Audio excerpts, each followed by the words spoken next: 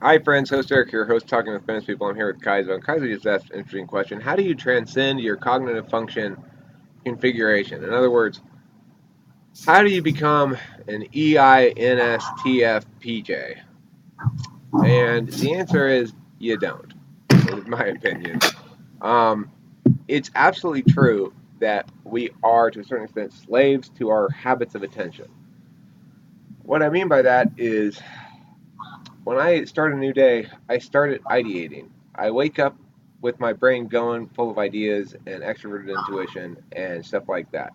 Sometimes I'll wake up with FI rolling. What that means is I wake up angry usually. And I'll be angry at someone or something in particular. Sometimes I wake up angry at the police and the attorney in Pratt, Kansas. Last night I woke up angry at Harvey Weinstein in the middle of the night. Had violent fantasies about him. And then I went back to sleep. But if I'm not waking up in a state of anger, then I'm waking up in a state of ideation. Now, the question then is I'm absolutely limited by my cognitive function stack in the sense that I am a procrastinator, I'm an avoider, I don't like to do the follow through on things, I'm insecure about my SE. I don't like having decisions that have already been made dictating my actions in the moment. I like to express ideation actively, which means I may have a clear idea of what I ought to do right now. The fact that I have a clear idea of what I ought to do right now is a good indication that I'm not going to do it. I'm going to do something else because I've got the ideation already done on that thing. So I don't want to actually do it. I don't want to follow through on it. That's the end of ideation. That's the boring part. The question then becomes, how do I transcend that? How do I make it so that I can do the things I have to do when I have to do them for reasons that are practical, that are following through on decisions already made, that don't fall into my wheelhouse of ideation, thinking, and extrovert intuition, and a little bit of extrovert feeling, yada, yada, yada. Well, I think the answer to that for the ENTP is to rely on FE. If you create situations in which it will be embarrassing to you if you fail, you probably won't fail in those situations. In other words, Yeah. if I say let's have a meeting on Wednesday afternoon about this thing I want to try to sell as a product, and they say, okay, we'll see you Wednesday afternoon. I'll have that thing done by Wednesday afternoon. If on the other hand I say, hey, I'll email you this thing on Wednesday afternoon and we'll talk about it on Thursday, there's a good chance I'm not going to get it done in email on Wednesday afternoon because that's the sort of thing you can kind of get away with. If you're in a room with people looking at you waiting for you to present something, you'll have that presentation done if you know in advance that that's what's coming. Because you know when you get there, it'll be too embarrassing for you to not have it done. So you got to kind of leverage your FE concerns against yourself as an ENTP to get shit accomplished sometimes. But not everything can be leveraged in that fashion, and there's lots of ways in which ENTPs try to avoid positioning themselves such that they can be held to account. We don't like being held to account for things. We try to avoid commitments and stuff because we don't like follow through. Follow through is boring. Okay, so that's for ENTP though. Let's say you're something else. Let's say you're an INFJ and you're saying, well, how can I extend my own experience of stuff in life without while being an introverted intuitor, extroverted feeler.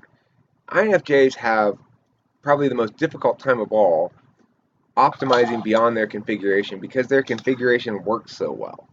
How well your configuration works in the world to achieve practical outcomes for yourself or to achieve a state of okayness in the eyes of others that works for you is going to be a big factor in how much you're able to or want to transcend your existing stack. If you're an INFP, you probably wish that you were a little bit more decisive. If you're an INTP, similarly, you probably wish you were a little bit more decisive. At a certain point, INFPs and INTPs are likely to internalize a sense that they're losers because they're not accomplishing anything close to their potentiality. Unfortunately, it seems that the human experience is such that potential and achievement don't correlate strongly. They correlate weakly. The more potential you have, the less achievement the further short of that potential you're likely to fall. And ESTJs who might initially seem to have low potential because They're not very ideationally powerful. Over time, they become more and more and more and more effective because they're using TE as their tool function. They're managing effectiveness on an ongoing basis. We're not managing effectiveness. INFPs aren't managing effectiveness. INTPs aren't managing effectiveness. INTPs and ENTPs are managing consistency and argumentation. We're saying, here are the explanations of why. Here's why we should make this decision or that decision or whatever. We're not saying, here's how we follow through on that decision. We don't care No. about that. Once the decision's been made, once we've articulated what's the right course and why, then we think that our work is done. Somebody else should follow through on it. Unfortunately, Yeah.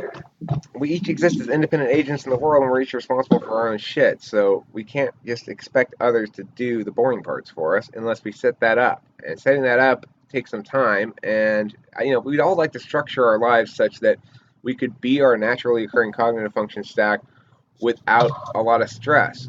But for every Yes. personality type, there are areas of life that they are just not good at. If you're an ISTJ or INTJ, you're not good at extroverted feeling. You're making social mistakes a lot, probably, or failing to engage socially in the way that people expect. This is going to have consequences for you. Can you improve on that? Absolutely. Jeremy's got pretty solid FE. Regardless, I think what most ISTJs and INTJs do is excise from their lives concerns of FE. So instead of making FE mistakes, they remain quiet.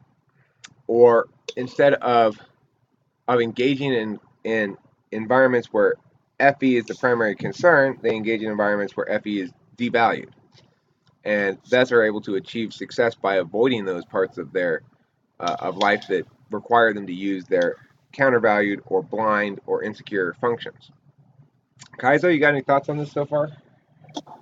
Yeah, I mean, I was just thinking like one way an ETP may actually optimize the use of functions is by basically doing the groundwork in something like medical field, learning, going through medical school, but then reaching a state of consultancy whereby you have freedom to ideate. That's pretty much the NETI kind of realm whereby you're not held down by doing the groundwork like other doctors, like seeing patients, etc. You're simply there to solve the problems which everybody else can't solve. But you must do that groundwork, which I suppose is the contradiction because it's difficult to even follow through on the groundwork. Because for me, I've had several issues which I could have avoided if I simply followed through on the plans I came up with in my head. I thought to myself, well, I have this problem right now. This problem will probably escalate this way. This is the best situation scenario for me to do this.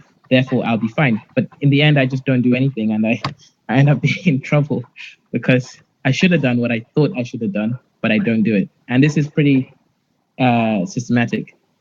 So, and I think Right. essentially it's by being conscious. So, one way I have definitely tried to stop ideating as much and focus more on when it comes to writing is just to have a written piece of document somewhere where I can see it the whole day, whereby it reminds me to think in an opposite way to how I usually think.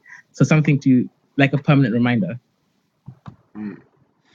Well, I've often said the ideal job for an ENTP is to be hired as a consultant to consult with a company about how I might be useful as a consultant. So basically, you hire me to tell you how you could use me, but you don't Yeah. actually ever use me for anything. That would be ideal. Ah, Yeah, because I'd be really good at coming up with different ways in which you could potentially use my skills, but yeah. please don't actually ask me to actually use them because that part sounds boring.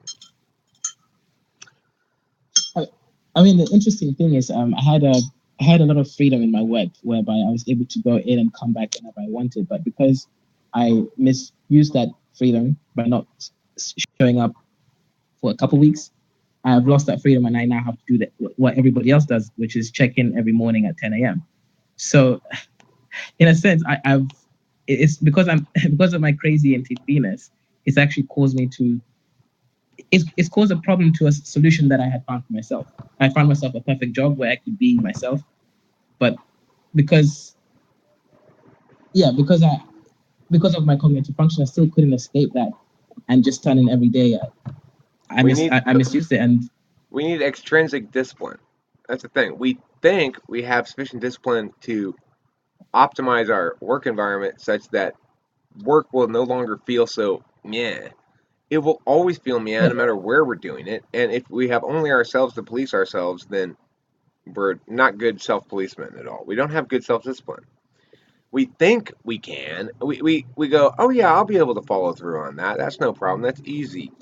It is easy. That's why we can't follow through on it. We don't follow through on shit yeah, that's easy. We follow through on shit that challenges us until it no longer challenges us. It's like if I were going to try to conquer the world, and let's say I were making progress on it, I get to where I was 51% conquered, and I could see the downhill slope and how the rest of it was going to be conquered, and then I'd quit conquering because yeah. once the path is clear, I no longer want to walk it. Yes, it's strange because even at work I can come up with very really creative ideas and ways to solve problems, and they're pretty effective. But when it comes to follow through and actually just doing the fiddling and the detailed work of making it work, is when that's the element where my brain kind of switches off, and I'll be thinking about something else as opposed to the immediate problem which I've just suggested a viable solution to. It's almost like I find a solution to something, but then my mind, instead of celebrating, that idea dies in my mind, and I'm looking for a new idea. Right. Well, any can also be thought of not just as ideation, but as novelty. We seek novelty. We don't like uh, existing solutions. We want to reinvent the wheel. I want my car to move around, but somebody already invented round things that roll. So I want to come up with an alternate way to make my car move because I don't like using existing ideas or something. But Yeah, there's lots it's of times something. when reinventing the wheel is a stupid fucking idea. The wheel works just fine. We don't need to reinvent it. You know, I mean, an example. Yeah, an the thing example is, is the hyperloop. I mean, yeah, regarding the question though of transcending one's own cognitive function stack, the real answer is you can transcend it for other people. It's like understanding other people changes a lot when you understand manners of attention and choose to taxonomy the behaviors and experience of yourself and others around you through that attentional taxonomy. When you do that, you start to understand other people's behaviors and you get less you become more tolerant basically. You say, "All right, I'm not going to just dismiss and hold in contempt this framework of theirs that isn't compatible with my own framework. I'm going to recognize it as implicit to their ontology and try to legitimize it in some way, or at least understand its legitimacy when doing my own analysis of it. It allows me to not hate people who are irrational. You know, it, it, when people are talking yeah, with me about something, I'm saying, but yeah, but blah blah blah blah blah, and they just get like, oh, well, I don't know, but I'm just still sticking with my conclusion because I like it, and you're being mean. In the past, that would make me absolutely fucking livid, but not so much anymore. yeah. I mean, that's for me. The worst one is when you present someone with a logical argument, and then you dissect that argument into different pieces, and you come to a pretty undeniable truth based on the argument and the framework that you're arguing upon. But then they still say, well, yeah, I understand what you're saying, but this or that, no argument left, no nothing. There's not even a stupid argument. It's just simply that, well, I'm still gonna believe this, and there's no reason why I believe this, and that's Right. it. Well, And there's yeah, nothing wrong with that kind of argumentation if there's no consequence. But if there's a consequence to that person's inability to conform to the truth, or at least truth based on that framework, that becomes troublesome because then they will continue doing the same thing, which may be detrimental to your relationship with that person or general trends that may affect them negatively, but they still wouldn't be able to shift and they don't have a logical argument based on it. It's just, well, that sounds really good, but I still feel this. they don't. People don't necessarily view the justification of conclusions as justifying conclusions. They view it as something you're supposed to do in order to hold this conclusion. But the holding the conclusion is the point. The justifications are just there to placate the other person. And ultimately, Yeah. if if reasons don't support the conclusion, then I'm going to dismiss the reasoning process because that's not my goal. My goal is to have this conclusion and have you validate it. It's not to come to a conclusion. In other words, they're not. A lot of times, people aren't doing ideational stuff to decide what conclusion to ascribe to. They're providing justifications for conclusions they're ascribed to already, and when you dismantle those justifications, they're just like, well, okay, I guess I don't have good enough reasons to believe this, but the whole purpose of having this belief is to have this belief. It's not to, it doesn't need to be justified. And so they get frustrated with us because like you always have to be right, or you always are being difficult, or you just don't, you want to argue with everything. You always want to argue. Well, the thing is, it's a matter of frameworks. We think that if you hold conclusions, they should be justified. They think that if you justify things, it's because you hold a conclusion. I can see your point. So for them, reasons are there to support their conclusions, not reasons to give them Determine. conclusions. Yeah, they're not in a determining process. Most people don't have that relationship with conclusions. They don't say, conclusions are all tentative, and I'm in a process of collecting the best tentative conclusions, pending further better argumentation that replaces those. That's my Yeah, position, and probably yours as well. Most ENTPs probably have yeah, some sort of an equivalent position. Most other types don't. INTPs probably do, but even they are much more, they're more hesitant to draw tentative conclusions because they don't like the tentativeness of them. They want them to be absolute. ENTPs are the least tethered ideationally. We don't need to believe things. Unlike almost every other type, we have almost no need to believe things. We're fine with being that makes sense. untethered to certainty. Uncertainty, I have ambiguity tolerance level 1,000,000. Yeah, it's an interesting. I tried to. Audra? I was just saying, I tried to explain that to an INTJ the other day. I'm like, so basically, like, I'm uncertain about everything, like, all the time. They're like, well, maybe you need to pretend to have some. I'm like, no, that won't work either. Right. It's like I do pretend to have some for the purposes of this conversation. I will agree to certain conclusions absolutely for the purposes of this conversation. And they're like, but you have to then agree that they're true outside of this conversation. No, I don't. Right, you have, and they're like, and then you have to be wanting some. And I'm like, no, I don't really want any either. I just kind of have the ones that haven't changed in a long time because I haven't found any evidence to defeat them. You know? Right. Once the argument gets beat, I'll replace it with a new argument that beats it. Okay, yeah, because I mean, I think I'm stuck in the baby step place whereby I'm not willing to even affirm anything in the. So I think I need to transcend that at least. You're getting there. You'll understand that there's a purpose in affirming things.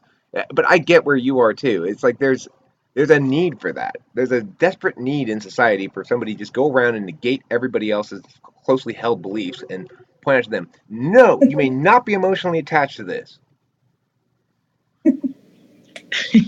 Yeah, it's an interesting premise because I think fundamentally we know that everything is uncertain. Like even my own. Okay, I don't want to go as far as nihilism, but I was going to say even my own existence is uncertain. But give it time. I think fundamentally. Sorry. I said, give it time. You'll question that too. I know I exist because I want to smoke cigarettes. There's no disputing that fact. That's a certainty I can live with. I am certain that I want nicotine. Now, I want nicotine, therefore I am, is what Descartes should have said. I mean, what about I exist because existence exists, whether it's for a moment. What I see exists because I see it. I perceive, therefore things exist. Well, I mean, the thing about existentiality is I think to understand it properly, you have to link it to instantiation. Things exist when there's an instance of them. And we can instantiate things. We can create instances of things and therefore create existence. It's the power of the moral agent. So when we talk about whether something exists, the question then is, well, is there an instance of it?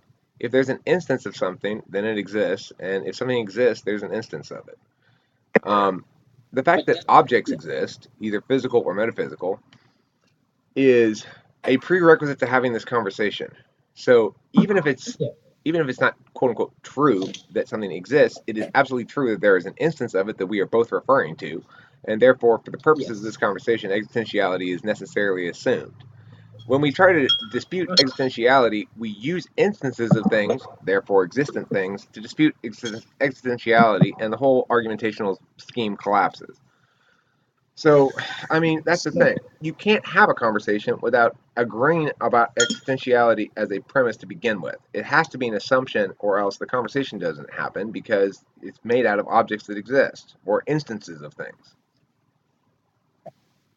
What if you argue eternal existentiality? So like we may exist right now, but it's time dependent. The universe may exist right now, but it's time dependent. In a different time, things won't exist. Well, So that tries to remove is the existence. observer from the equation. That's the thing. You can't have instantiation or existentiality without an observer. So that's where the quantum level comes in. It's like we can try to imagine a universe post observation, but in order to imagine that, we have to observe it. And as a consequence, you can't escape the observational conundrum. It's like, well, does shit exist that nobody observes? No, because it's not instantiated. I mean, but couldn't you say that's All you have to do is give me one example of something that exists that's never been observed to defeat this argument. Nobody's ever been able to do that because as soon as they state something, they're using objects, namely instances of things that exist, to describe something. In order to describe it, it has to be observed, either in your imagination or in reality. So that's the problem that people who want to argue nihilism face, is that they're using instances of existential objects to try to assert non-existentiality. And if they're right, we should ignore everything they say.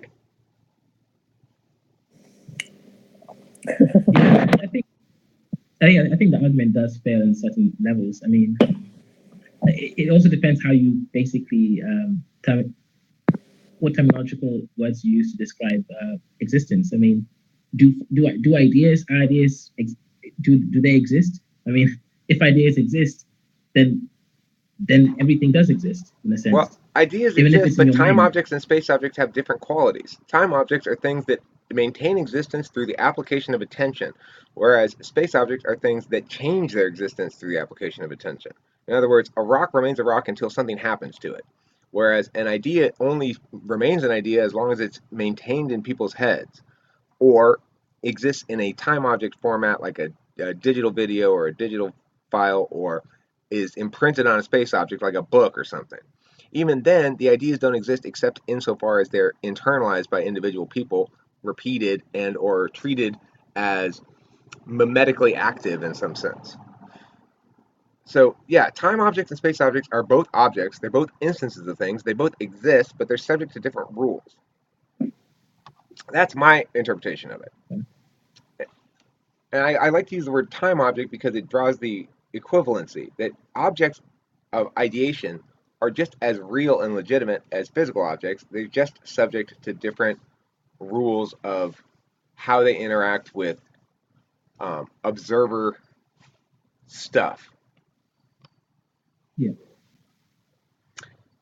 Okay, well, thanks for watching Cyber yeah. I Fifth, mean, people. This video has been about can you transcend your natural cognitive function stack? Audra, do you have any last comments?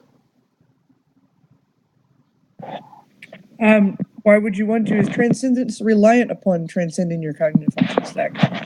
Why would you want to? be a slave. Well, I mean, No, I Meg, could I'd like. go ahead. Go ahead. No, go ahead. What were you saying? I would imagine that you'd want, like, for example, I might want to have a clearer, uh, I might want to be more effective in SE and following through on some of my ideas that I've already generated that seem like good ideas that deserve follow through and that might produce good results for me, but my stack is such that I tend to be very avoidant towards SE follow through. So you could imagine that I might want to transcend my stack, quote unquote, to make myself more effective in SE or something like that. I don't know if that really counts as transcending your stack, but it does count as optimizing to account for your deficiencies. Yeah, I would say, yeah, I mean, I would throw something along the lines of, if transcending your stack, when we think of that, we think of kind of the general design of like the shared stack, like between ENTPs. But I would say that the kind of go with what you're talking about is the particular instance an individual has, their particular instance manifestation of their stack is perhaps needs to be transcended, but the stack itself, perhaps optimized, does not.